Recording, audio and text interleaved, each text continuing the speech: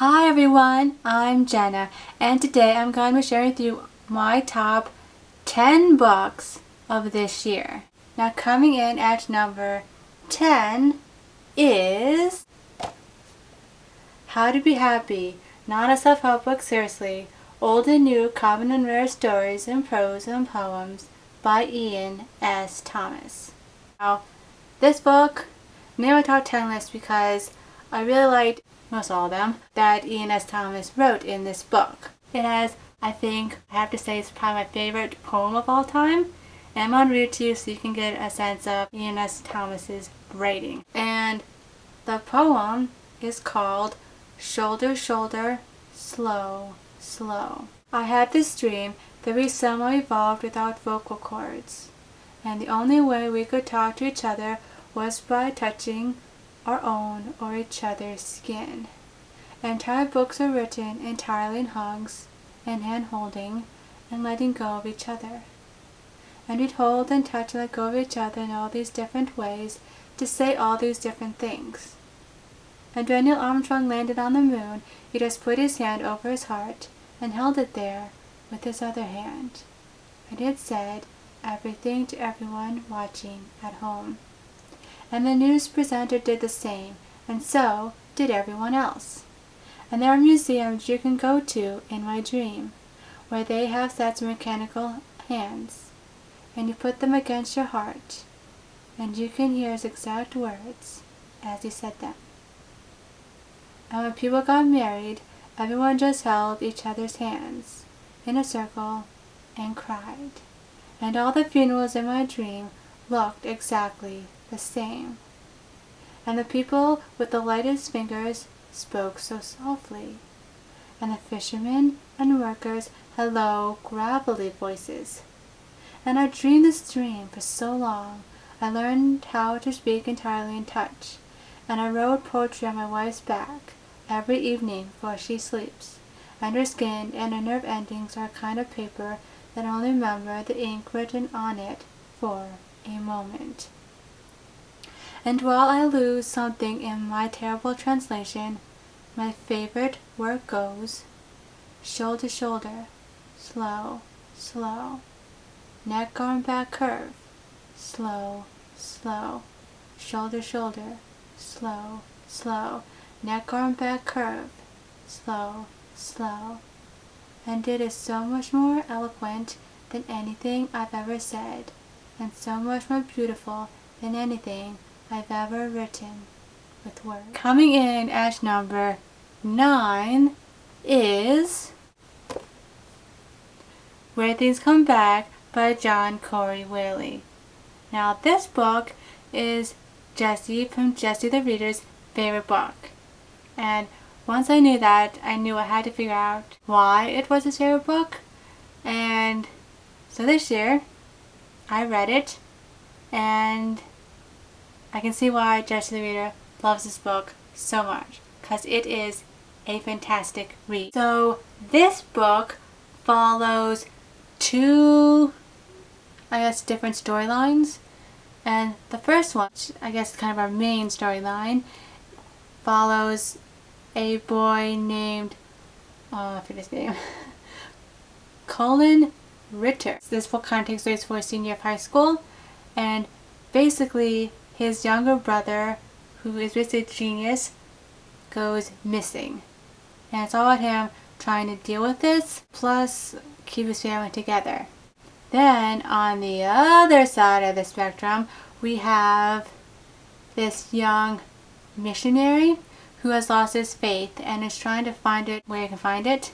I knew that these two storylines were going to come together as two storylines and perspectives do in a book, and when these came together, it was mind-blowing because I didn't know how these vastly different storylines were going to come together and be just epic. I don't know. Now, the 8th book to make my list is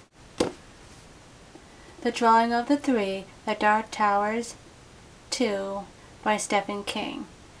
Now, this book follows the gunslinger named Rowan, and basically he's the last of the gunslingers, and he's trying to reach the Dark Tower. And along the way, he has to do certain things to reach the Dark Tower. And in this one, he has to go through 3 doors and bring back a person from those doors to help him with his quest. This book is, in my opinion, a little bit better than the first book. Because the first book, I feel like, is just setting you up for the series and has a lot of world building and all that. But this one, I liked it because when you get to the door, especially the first one, the story became that much more interesting. But I won't tell you about what's behind these doors because spoilers. But know that it kicks off the story and it's just hard to put down after that. Now, coming in at number 7 is I Wrote This For You and Only You by Please Find This. Now, this book isn't a novel, it's actually a collection of poems. And I freaking loved a vast majority of these poems, which is why it's on my favorites list. Most of these poems that are in here are on the shorter side, but don't let that fool you. These poems are actually really great and thought-provoking. And most of these poems in here that I liked actually marked as my favorites, which is a lot. Which just tells you how much I love this book. And I'm going to read you one of my favorite poems from this book that is featured in the beginning. The anxiety inherent in air. If you must know, this is what I'm scared of. I'm scared that everyone else is more who they are than who I am. I think everyone else just looks at the things they feel or think and says, of course. This is what I feel or think. This is who I am. But I am never sure of what I feel or think. And I'm scared because I'm holding all the things I could feel or think on a boat, that the slightest breeze could tip over, and if that should happen, I will fall with all of it into the water. I'm scared I will be left with nothing, and no idea who I am. I'm scared of the wind. Coming in at number 6 is Aristotle and Dante Discover the Secrets of the Universe by Benjamin Alire Sainz. Now, the main reason why I love this book so much is because of the mood and tone. It made me feel warm and mellow inside, just like The Pursuing Wallflower did. And once I realized that, I knew I was going to love this book. And let me tell you, I freaking love this book. It's about this kid named Aristotle, and it's basically about him trying to figure out why he's both sad and angry and doesn't really know why he is, so trying to figure that out. And also about him trying to love himself and others. And through this he meets Dante, and it's about their relationship, and it's great. And I love this book because it had a family dynamic in it, which most YA books don't have, and it just I don't know, put this book up on another level, and it just was great. And the end, I don't think you could see that end coming. I didn't see that end coming, and it just, I don't know, I still think about this book from time to time, and I read this back in March, so that's saying something for this book. And at number 5 is The Ocean at the End of the Lane by Neil Gaiman. Now, this book I didn't actually read. I listened to it, and it was a fantastic book to listen to because Neil Gaiman narrates the story, and it's just great. And I actually listened to this book twice this year, which is kind of why it's this far down on my favorites list. Now, if you don't know, this book is about this middle-aged guy who after a wedding, travels by his childhood home, and then eventually goes to the ocean at the end of the lane. And there he starts recounting like his childhood, specifically when he was 7 years old, because that's when this weird and mystical, magical thing happens to him.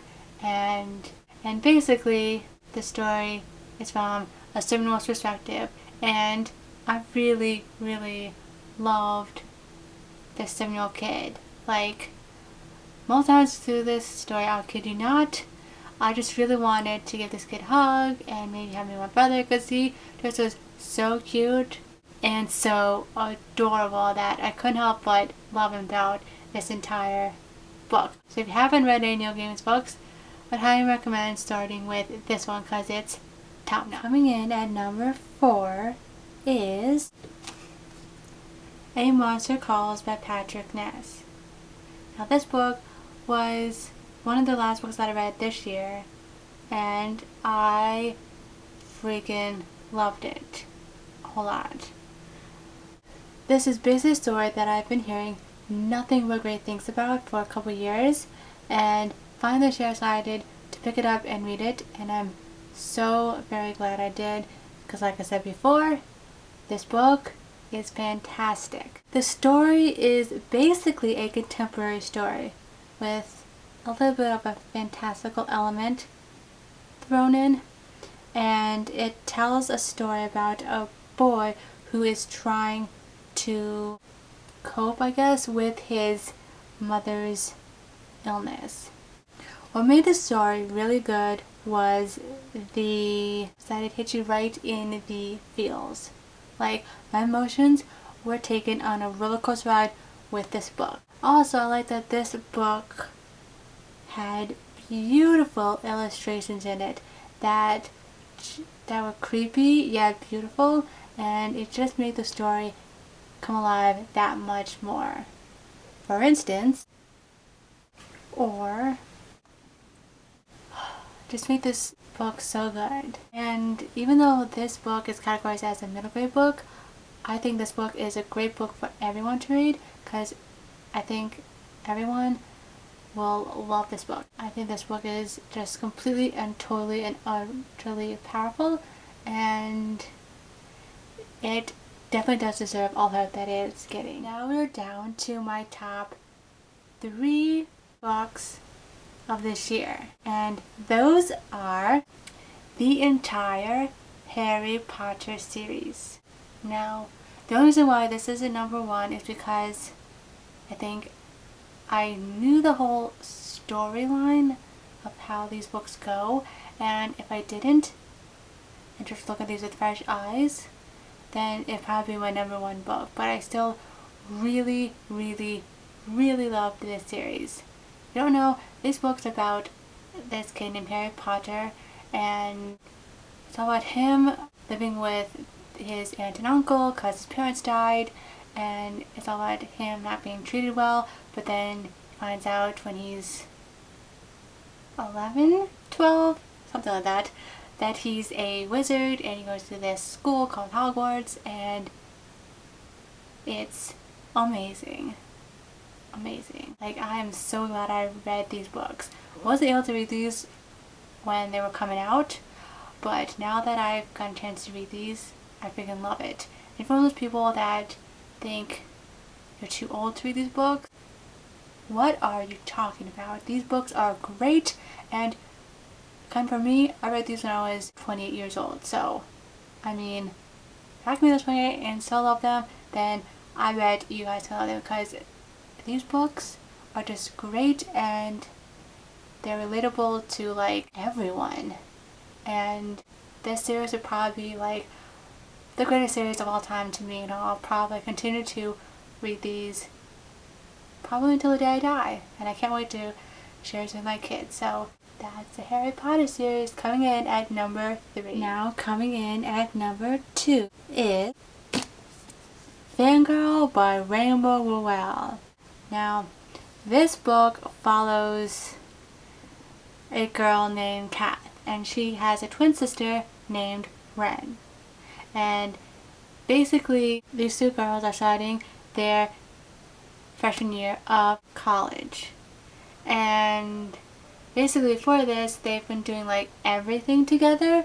And at this point in their lives, Ren just wants to not room with Kath and just have her own adventures and do things separate from Kath. And this kind of all new to Kath because she's not the type of person that like has all that self-confidence that Ren has. And so basically she stays in her dorm and doesn't go down to the eating hall. And it's all about her like discovering herself and first love. And I would also go as far as say is that this book is possibly an alternate universe because everything is the same as ours except instead of having Harry Potter, they have Simon Snow, which is like Harry Potter. And I found that to be really cool. And our main character, Kath, is basically obsessed with Simon Snow, and she writes fan fiction. And you get snippets of her fanfic and also the regular Simon Snow stuff, and it's great, and I love that aspect of it. Most people don't, but I freaking love that part about it. And I think the main reason why it's at number 2 and really why I fell in love with this book is because I really identified with Kath. Because there's this one section where she hasn't gone to the mess hall to eat, and she's kind of been living off protein bars for a month, maybe a little more, and you can see that Kath is kind of like insecure and she doesn't like doing new things. I just could see myself in that because if I didn't know about the mess hall or where it was or how it worked or anything, I probably would just be like, you know what, it's safer just not to go. And I could just, some of the things that she did like that, like I could see in myself, and I think that's why I really identified with the main character, and I think that's why I loved it so much. And yeah, my number 2 book. And coming in at number 1 as my all-time favorite book that I read this year is the last 2 books in the Chaos Walking trilogy. I'm counting these as one entity, like I did the Harry Potter books. And the first book I read last year, and as you know, was my favorite book of that year. So it came as no surprise that these 2 books made my top list. And I will have to say though that I think I loved the third book a little bit more than the second book. So the third book is more favorite. This book series takes place on New World, which is a new planet. And on this new planet we have this town called Prentice Town, and that's where Todd lives with all these men, and there are no women present. And every man can hear everyone else's thoughts, and they can even hear animals' thoughts. So really there's no privacy. And basically Todd one day goes out to collect apples from the swamp, and he finds this pocket or space, if you will, of silence. And he really doesn't know what's causing this silence. And I'm not going to tell you because spoiler! Know that it is freaking epic.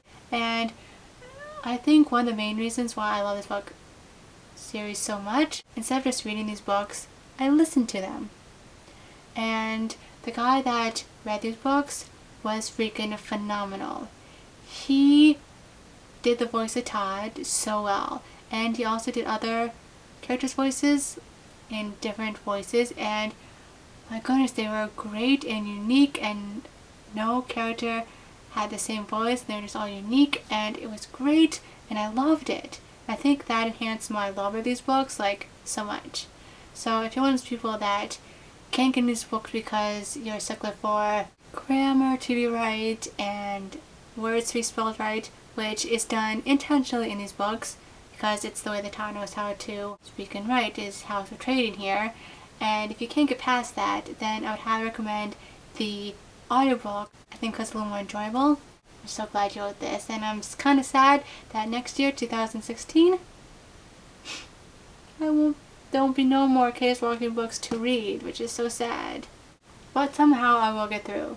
So these 2 books are my top books of 2016. and 15. So that runs out this video for today. I really hope you liked it and hope I gave you some good new book recommendations for 2016. And I'll see you soon for a new video. Bye!